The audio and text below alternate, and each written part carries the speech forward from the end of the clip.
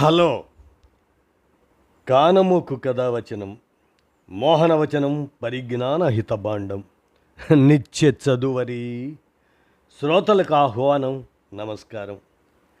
చదవదగునెవరు రాసిన తదుపరి చదివిన వెంటనే మరువక పలువురికి వినిపింపబూనిన అది ఏ పరిజ్ఞాన హితభాండమౌపో మహిళ మోహనవచనమై విరాజిల్లు. పరిజ్ఞాన హితభాండం లక్ష్యం ప్రతివారీ సమాచార హక్కు, తెలుసుకునే హక్కు సైతం జీవించే హక్కుతో సమానం. ఆ స్ఫూర్తితోనే ఇప్పుడు డాక్టర్ దేవరాజు మహారాజు విరచితంశంగా భారతీయ మూలవాసులు ఎవరు అనేటువంటి ప్రశ్నను, అలాగనే కులాల గుట్టు విప్పిన జన్యు పరిశోధనలు అనేటువంటి అంశం తోడ్పాటుతో ఈ అంశాన్ని మన కానమోకు కథావచన శ్రోతలకు అవగాహన నిమిత్తం వినిపిస్తాను, వినండి. భారతీయ మూలవాసులు ఎవరు? భారతదేశ మూలవాసులు ఎవరు? ఇతర ప్రాంతాల నుంచి వలస వచ్చిన వారెవరు? దీన్ని తేల్చుకోవడానికి కాలక్రమంలో ఇక్కడ కులాలు ఎలా పుట్టాయి అన్నదానికి ప్రపంచవ్యాప్తంగా కొన్ని ముఖ్యమైన జన్యు పరిశోధనలు జరిగాయి, ఇంకా జరుగుతున్నాయి. మైకేల్ బంషెద్, థూమస్ కిమిసిలిడ్, లిన్ బి జుడ్డేలు వారు జరిపిన పరిశోధనల సారాంశాన్ని క్రోడీకరించి ప్రకటించారు. భారత ఉపఖండంలో జీవిస్తున్న 1 బిలియన్ ప్రజల మూలాలు గూర్చి తెలుసుకోవడానికి ఈ పరిశోధనలు జరిగాయి.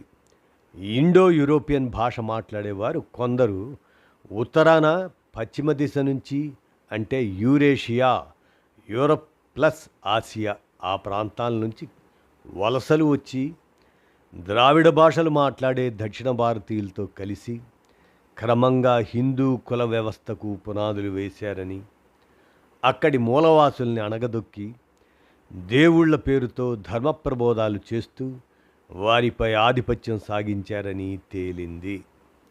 3 నుంచి 8 వేల మధ్యకాలంలో ఆనటోలియా, కాకేసస్ వంటి ప్రాంతాల నుంచి యురేషియన్లు వచ్చి ప్రాంతీయ స్థితిగతులపై అవగాహన పెంచుకొని భూములు ఆక్రమించుకొని మూలవాసుల్ని బానిసలుగా మార్చి హిందూ కుల వ్యవస్థను ప్రతిష్టాపించి అధికారం చేజిక్కించుకున్నారు అని ధృవపడింది.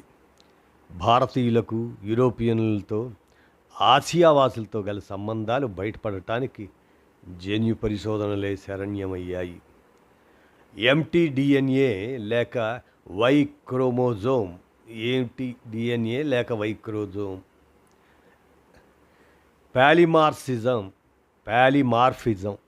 పాలిమార్ఫిజంల వల్ల ఈ దేశ జనాభాలో ఆర్యుల మూలాలు ఉన్నవారు ఆసియా నుంచి లేదా యూరప్ నుంచి వలస వచ్చిన వారేనన్నది నిర్ధారణ అయింది.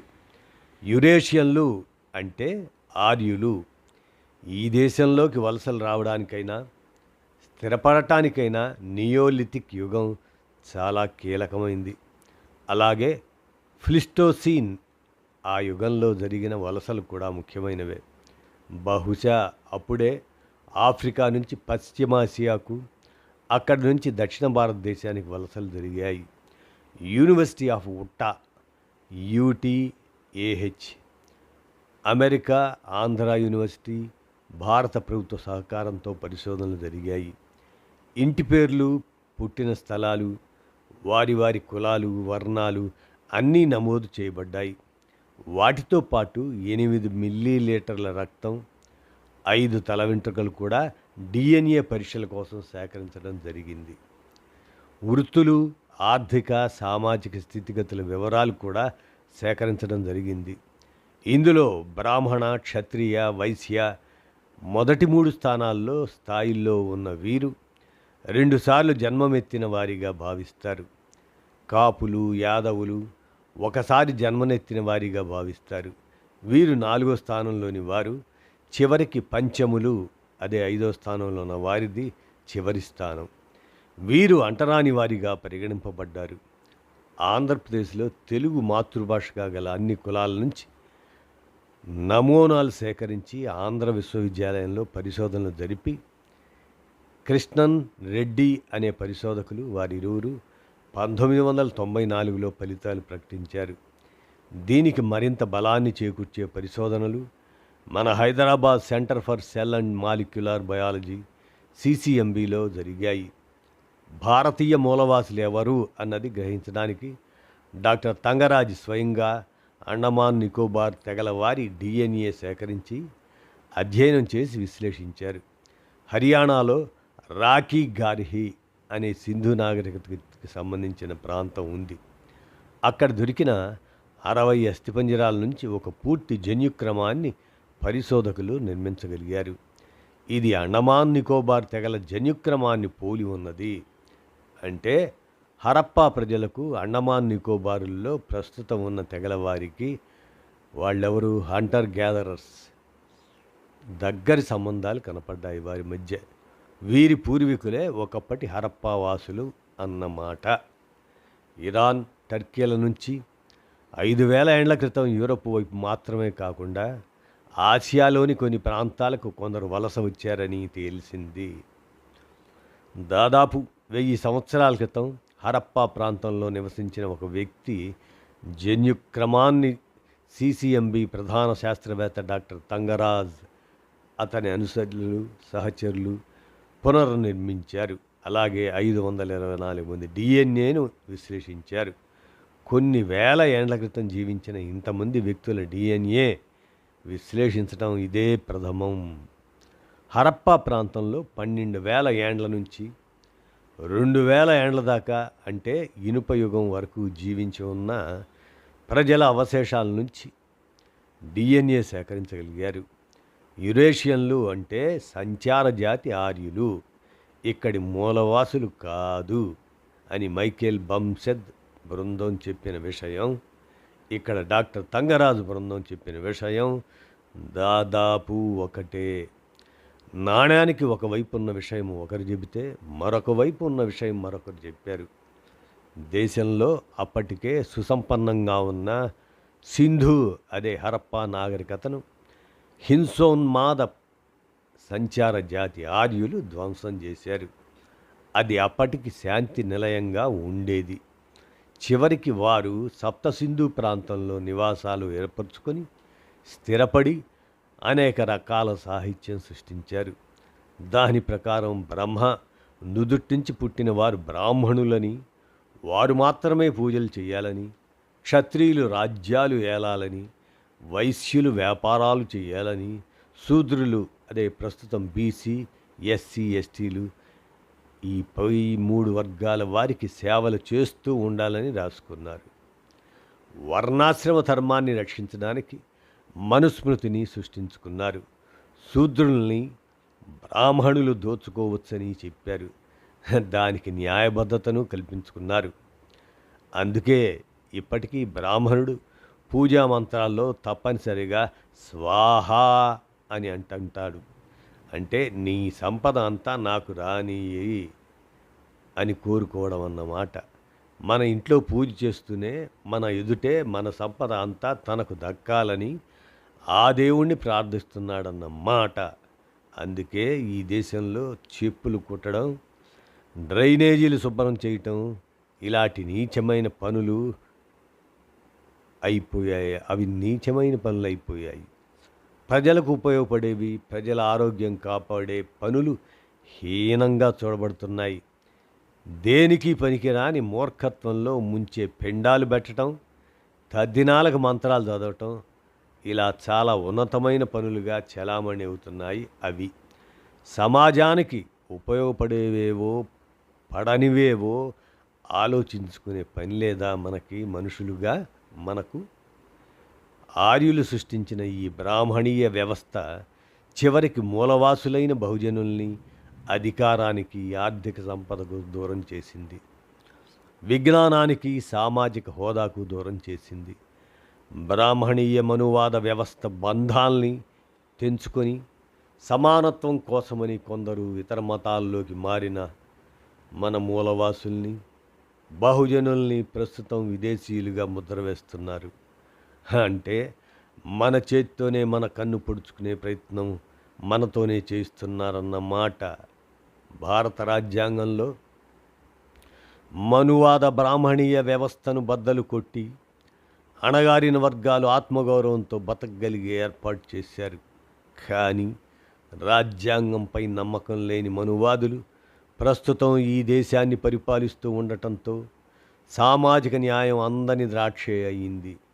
మూలవాసులైన ఈ దేశ బహుజనులు విదేశీయులు కాదు, మధ్యాసియా నుంచి దండెత్తి వచ్చిన ఆర్య మనువాద బ్రాహ్మణ వర్గాలే విదేశీయులు.